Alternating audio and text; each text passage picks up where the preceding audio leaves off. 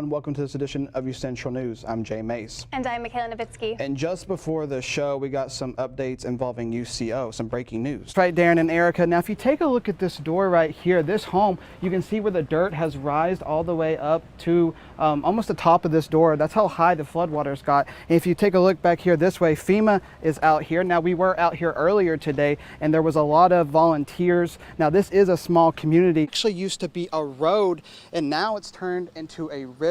This house right here behind me is almost completely submerged in water. Donald Trump was always going to win Oklahoma. We go back and look at what he did last general election, and we see the enthusiasm from all the rank and file, and then all the voters out there. People in the community are like, hey, I'm a former Democrat.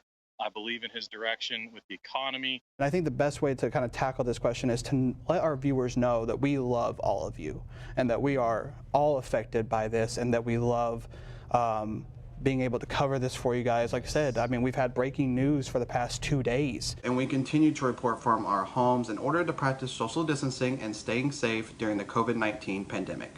Well, many young people marched in the streets of Oklahoma City in order to raise awareness for global climate change. And as COVID-19 cases continue to rise all across the state of Oklahoma, I wanted to see what it was like in a small town, but not just any town, the very place I call home. Take a look. It's officially under phase 3 of reopening. Many colleges and universities are also beginning to reopen to the public, and officials here at Connors State College tell me they are excited to serve their students, but they plan on doing it safely. Around 14% of Americans have now filed for unemployment.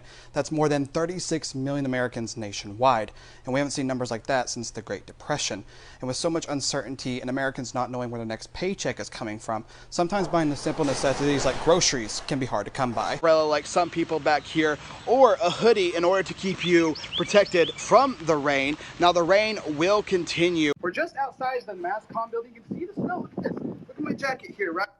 The snow is starting to come down a little bit for us. There's some people out here walking that got covered up. It's definitely, hey, we might actually have a winter Halloween for us. Kickball is a game you may remember playing as a kid, but what you may not know, it's also a game that can bring people together. Whether it's food, music, or local shopping, the Herd on Herd has you covered.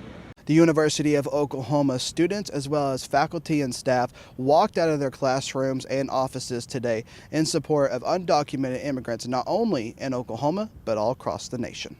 To be here, not just to stand up for me, but to stand up for your brother, to stand up for your sister, to stand up for your mother, your father, and everybody who is here. This is more than just us. A walkout to support undocumented immigrants and to defend the Deferred Action for Childhood Arrivals program, also known as DACA, was held at the University of Oklahoma. DACA is a program that offers young undocumented immigrants a chance to stay and work in the United States with a 2-year deportation deferral that can be renewed. And for some students, they say they wouldn't be able to attend college without it. So DACA is pretty important to me because without my full-time job, without having that documentation to work with that full-time job, I wouldn't be here at OU.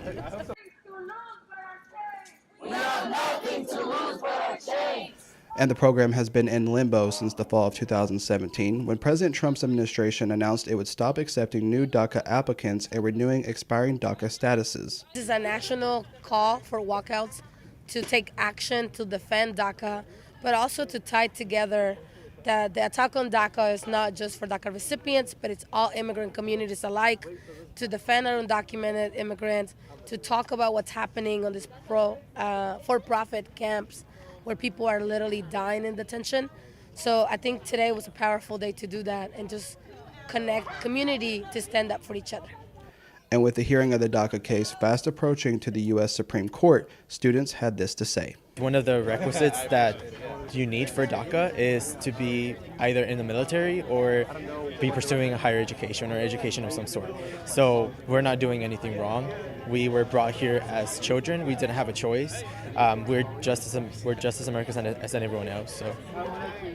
Now, Mariana and Devin, on the other side of this, the Trump administration has continued to argue that this program is considered unconstitutional since the Obama administration created it through an executive action and without congressional approval. Now, the U.S. Supreme Court will hear these arguments on Tuesday and decide whether or not the Trump administration will end the DACA program. In Norman, Jay Mace, Central News.